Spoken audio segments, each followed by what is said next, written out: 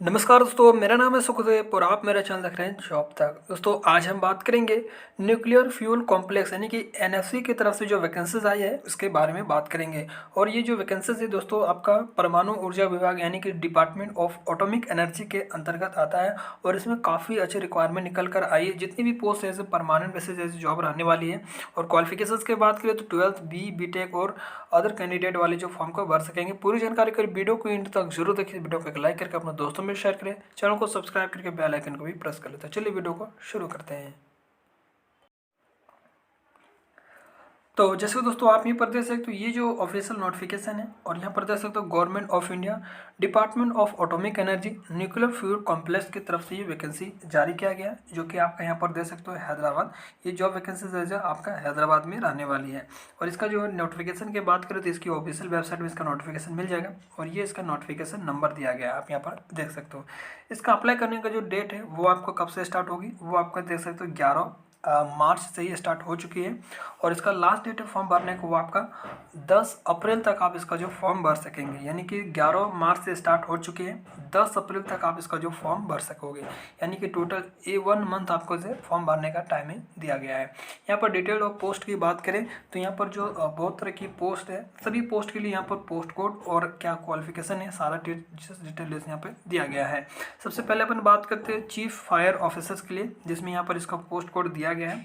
और कौन सी पोस्ट रहेगा, ग्रुप 1 गेजेटेड साइंटिफिक ऑफिसर्स की पोस्ट रहेगी, जिसमें आपका 67,700 से स्टार्टिंग सैलरी रहेगी। प्लस आपका टीए वगैरह सारी चीज़ें मिलेगी। गवर्नमेंट की जो भी अलाउंस होती है सेंट्रल गवर्नमेंट के, वो सारी चीज़ आपको मिलेगा।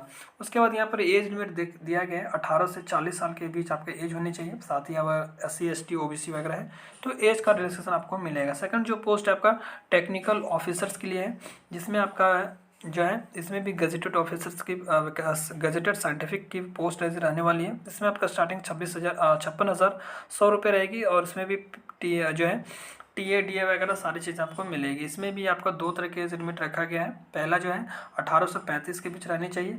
Deputy chief fire officer A की वैकेंसीज के लिए आपका जो है इसमें 18 से 40 साल के एज का रखा गया है। उसके बाद स्टेशन ऑफिसर्स के लिए वैकेंसीज है, जिसमें आपको 47,600 स्टार्टिंग सैलरी रहेगी। साथ ही आपका टीए वगैरह सारी चीज़ें मिलेगी। इसमें भी 18 से लेकर 40 साल के बीच आपके एज लिमिट रहनी चाहिए। उसके बाद सब ऑफिसर्स B की वैकेंसीज है, जिसमें आपका 35,400 स्टार्टिंग सैलरी रहेगी। और एज लिमिट 18 से 40 साल के बीच रखा गया है। उसके बाद driver come pump operator come fireman A की पोस्ट है, जिसमें आपका स्टार्टिंग सैलरी 21,700 रहेगी। और इसमें 18 से लेकर 17 साल के बीच आपका एज लिमिट रहनी चाहिए। यहाँ पर सारे पोस्ट डिटेल्स यहाँ दिया गया कितनी पोस्ट में किस पोस्ट में कितनी वैकेंसीज है। अपन पहले बात करते हैं चीफ फायर ऑफिसर के लिए, जिसमें 1 वैकेंसीज है। टेक्निकल ऑफिसर के लिए 3 वैकेंसीज है। Deputy chief fire officer A के लिए 2 वैकेंसीज है। स्टेशन ऑफिसर्स के लिए 7 वैकेंसीज है। और सब ऑफिसर B के लिए 8 वैकेंसीज है। और ड्राइवर कम पंप ऑपरेटर और फायरमैन A के लिए जो है इसमें 83 वैकेंसी दिया गया है, यहाँ पर देख सकते हो। ठीक है, सब पोस्ट के लिए अलग अलग क्वालिफिकेशन रखा गया है। जैसे अगर आप चीफ फायर ऑफिसर के लिए अगर अप्लाई करेंगे तो 10th + 2 और साथ ही इसमें बी आपका फायर इंजीनियरिंग से रहना चाहिए 60% के साथ। और इसमें 12 साल एज लिमिट रखा जो है एक्सपीरियंस रखा गया है। आपने अगर 12th के साथ आपके पास फायर वगैरह का जो है सर्टिफिकेट है, नेशनल फायर सर्विस या कॉलेज वगैरह नागपुर वगैरह से आपने कोई कोर्सेज कर रखे हैं और उसके साथ आपको 12 साल के एक्सपीरियंस है तो आप इस पोस्ट के लिए अप्लाई कर सकते हैं। या आपने B कर रखे हैं फायर इंजीनियरिंग से और 8 साल के एक्सपीरियंस है तो आप इस पोस्ट के लिए अप्लाई कर सकते हो। सेकंड जो पोस्ट इसमें टेक्निकल ऑफिसर्स के लिए, जिसमें आपका B.टेक रखा गया है।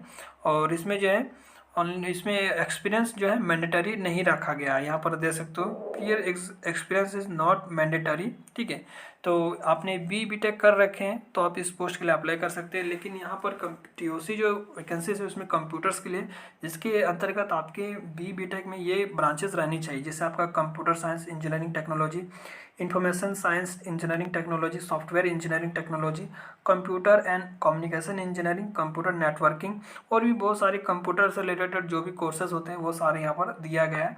और इस उसके बाद यहाँ पर एक और दिया है बी में, जैसे इलेक्ट्रॉनिक्स का दे सकते हो, जैसे आपका electronics and communication engineering, electronics engineering, electronics and computer engineering. और इलेक्ट्रॉनिक्स की बहुत सारे यहाँ पर जो रिलेटेड ब्रांचेस होते हैं, बहुत सारे कोर्स जो है यहाँ पर मेंशन दे रखा है। तो इनमें से कोई भी ब्रांच आपने कर रखे हैं डिप्लोमा बी.टेक, तो आप इस पोस्ट के लिए अप्लाई कर सकते हैं। उसके बाद जो है डिप्टी चीफ फायर ऑफिसर एक की जो है इसमें 10+2 रखा गया है, लेकिन 6 साल का एक्सपीरियंस होना चाहिए। और आपको जो है divisional officers courses from national fire service college Nagpur से रहनी चाहिए, या आपने नॉर्मली बी कर रखे हैं फायर इंजीनियरिंग से 60% के साथ और 2 साल का एक्सपीरियंस है, तो भी आप इस पोस्ट के लिए अप्लाई कर सकेंगे। उसके बाद स्टेशन ऑफिसर्स के लिए वैकेंसी, इसमें आपका 10+2 और जो है valid heavy vehicle driving licence आपके पास रहने चाहिए और 5 साल का एक्सपीरियंस रखा गया है। या आपने बी कर रखे हैं फायर इंजीनियरिंग से, तो आपके पास एक्सपीरियंस नहीं भी है तो भी आप इस पोस्ट के लिए अप्लाई कर सकेंगे। उसके बाद सब ऑफिसर्स बी की वैकेंसीज है, इसमें आपका 10+2 रखा गया, लेकिन आपका जो है सब ऑफिसर की कोर्स वगैरह national fire service college Nagpur से रहनी चाहिए। तो इसके लिए आपको 12 साल का एक्सपीरियंस रखा गया है। और आपने person having valid heavy vehicles driving licence आपके पास रहने चाहिए, तो आपके पास 15 साल का एक्सपीरियंस रहना चाहिए फायर और ड्राइवर कम ऑपरेटर के लिए। उसके बाद जो यहाँ पर ड्राइवर कम पंप ऑपरेटर और कम फायरमैन की जो वैकेंसीज है, उसके लिए आपको ओनली 10+2 रखा गया, यानी कि 12th वाले अप्लाई कर सकते हैं, लेकिन आपके पास valid heavy vehicle driving licence आपके पास रहने चाहिए और 1 साल का आपके पास ड्राइविंग एक्सपीरियंस रहनी चाहिए और आपके पास सर्टिफिकेट भी रहने चाहिए फायर फाइटिंग का, तो भी आप इस पोस्ट के लिए अप्लाई कर सकते हैं। इसके लिए कोई तरह से एक्सपीरियंस नहीं रखा गया है, यहाँ पर देख सकते हो, ठीक है। तो कहीं से आपने अगर अप्रेंटिस वगैरह कर रखे या कोई कोर्स वगैरह कर रखे तो डायरेक्टली अप्लाई कर सकते हो। और इसमें काफ़ी ज़्यादा सीट है, 83 पोस्ट इसमें रखा गया है, जिसमें 10+2 वाले अप्लाई कर सकेंगे। सिलेक्शन प्रोसेस की बात करें तो सबसे पहले आपका जो है फिजिकल स्टैंडर्ड होगा, उसके बाद जो है फिजिकल स्टैंडर्ड में जो क्वालिफाई होंगे उसका रिटन एग्जाम होगा, फिर आपका स्किल टेस्ट होगा, देन इसके बाद डॉक्यूमेंट वेरिफिकेशन और फाइनल जॉइनिंग आपको कराई जाएगी। इस तरह से यहाँ पर सारा इन्फॉर्मेशन दिया गया है, ठीक है। इसके सिलेबस की बात करें तो यहाँ पर जैसे स्टेप 1 में देख सकते हो फिजिकल स्टैंडर्ड टेस्ट होगा, उसमें क्वालिफाई करेंगे तो स्टेप 2 के लिए आपको रिटन एग्ज़ाम में पास करना पड़ेगा, ठीक है। उसके बाद यहाँ पर प्रीलिमिनरी टेस्ट जिसमें एग्जाम होगा, जिसमें मैथ का 20 क्वेश्चन रहेगा, साइंस का 20 क्वेश्चन रहेगा और जनरल अवेयरनेस का 10 क्वेश्चन रहेगा। इसमें आपका जो है एक क्वेश्चन में 3 मार्क्स का रहेगा, ठीक है, और एक गलत होगा तो आपके 1 नंबर काट दी जाएगी, ठीक है। इसमें आपको पासिंग मार्क्स की बात करें तो जनरल और EWS के लिए 40% लाना पड़ेगा और बाकी SC ST OBC के लिए 30% लाना पड़ेगा, ठीक है। जो स्टेज 2 में क्वालिफाई होंगे उसको एडवांस टेस्ट के लिए 3 में आपको बुलाया जाएगा। 3 में आपको जो है इसमें भी 50 क्वेश्चन रहेगा, ठीक है। उसमें 2 घंटे का समय रहेगा, इसमें हिंदी इंग्लिश दोनों पेपर रहेगा, जिसमें आपको जिस ब्रांच या ट्रेड से आप में अप्लाई करेंगे उससे रिलेटेड टेक्निकल क्वेश्चन या प्रोफेशनल क्वेश्चन पूछा जाएगा, ठीक है। जैसे आप अगर फायरमैन के लिए अप्लाई करेंगे तो फायर से रिलेटेड आपको टेक्निकल क्वेश्चन रहने वाली है, उसके सुरक्षा वगैरह से, ठीक है। तो ये सारे यहाँ पर उन्होंने डिटेल्स दिया। फिजिकल स्टैंडर्ड की आप बात करें तो आपको जो है हाइट आपका 165 होना चाहिए, वेट आपका 50 kg होना चाहिए, चेस्ट आपका 81 नॉर्मल और चेस्ट आपका फुला के आपके 86 होना चाहिए और विजन आपका 6/6 वगैरह रहनी चाहिए और आपका जो है नाइट या कलर ब्लाइंडनेस नहीं रहनी चाहिए, ठीक है।